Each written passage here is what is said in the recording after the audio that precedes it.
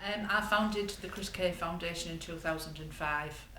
We aim to support, comfort and connect families through the act of murder and manslaughter in the aftermath, and we educate, empower and we encourage young people to walk away from knife crime, gun crime and violent crime in any shape or form really. We give them back some self-esteem that's been stripped from them because all the services were stripped away from them. They were thrown on the corners. It's not their fault they're out there. It's not their fault that they're causing trouble. It's the fault of the government for taking away what they cherished, their youth clubs, the youth centres, the basketballs, everything else, getting the pitches. So we try to give things back like that. We made a skate park and we've made a climb and frame park for them. We've done loads of out of school activities. We've got them involved we get them involved with any fun time that we can give them, and that's what we do. We aim to deter them away from violent crime. We aim to give them the self-esteem back, build up the self-confidence back, let them know that they belong in society where they do truly belong to, and actually make sure that we keep reminding them that they are our future generation and they deserve to be here. But my first ever campaign was to pull down the flat.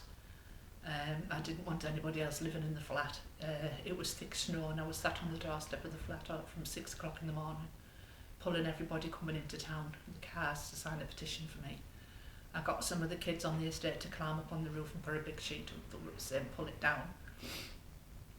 And everyone supported me. It took 18 months of feasibility studies from Coastal Country at the time, and lots of hard campaigning from me. Camping out on doorsteps and people bringing me cups of coffee and sandwiches and everything, and eventually we got the flat pulled down. They had to take it down brick by brick because it was in the middle of two others, and I remember sitting in the car over the road at the phone box waiting to stay for it to finish, and the workers come over and got me, and the door was left. The door was always left standing, the door, and I pushed the door down, and that was it. It was gone. And that was the first campaign we did for him. As you know, we educate young people against violent crime. We cover also trauma counselling. Young people who's been involved in knife crime, we're counselling 2 young people next week who've been stabbed in Grangetown. We're going to see them and we're going to try and get them back on because they're frightened to go outside. So we build up the courage, we build up the confidence. And we also help families who are suffering a loss. We help siblings who are finding it hard to come to terms with, because when you've got more than one sibling who's lost their brother or sister and they're all in the same house, you've got grief hits everybody differently, and at different stages and at different times. Not everyone's feeling the same at the same time. Not everyone should be crying in a corner, because you might have someone laughing and joking and giggling. You might have someone under the bed in the corner crying and sobbing their heart out, and you might have someone outside smashing windows and stealing cars. That's all the grief is hitting them at different things and it's bouncing off them.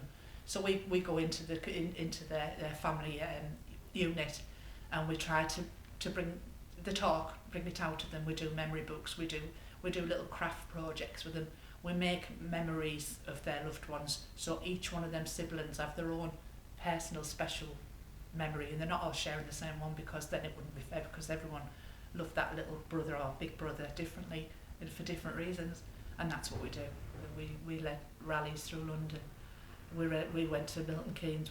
We had loads of rallies in Milton. It was great, and people listened to us in the street. We tell our stories, and they'd all listen to us. The government listened to us for once. We were getting listened to, and laws were being changed, and it was just wonderful, because every time I did it, I was, yes, son, it's another one for you.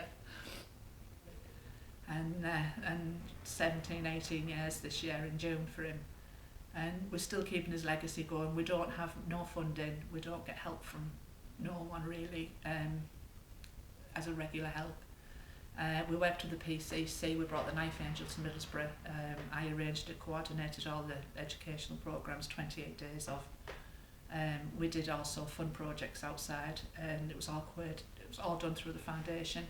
The PCC funded all of that for us, and we just got on with the work. And that was amazing, and since then we've got this place, and please God, it'll just keep going, and Christopher's name will never be forgotten.